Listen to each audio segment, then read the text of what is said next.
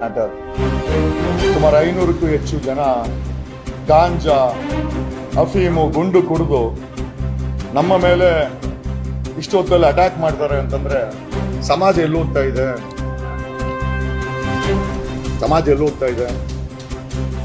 ನಾವ್ ಯಾರು ನ್ಯಾಯ ಕೇಳಲ್ಲ, ಯಾಕಂದ್ರೆ ನ್ಯಾಯನೇ ಅನ್ಯಾಯ ಆಗಿದೆ.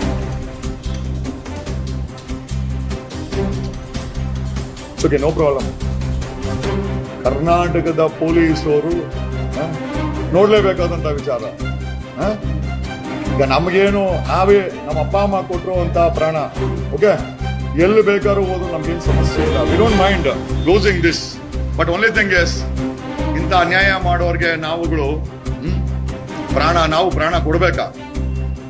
ಅವಶ್ಯಕತೆ ಇದೆಯಾ? There is no law and order. There is no law and order.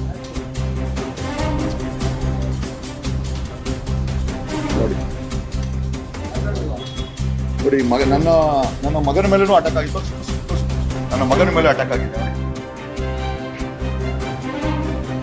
ತೋರ್ಸ್, ಕೈ ತೋರ್ಸು. ನನ್ನ ಮಗನ ಮೇಲೇನೂ ಅಟ್ಯಾಕ್ ಆಗಿದೆ.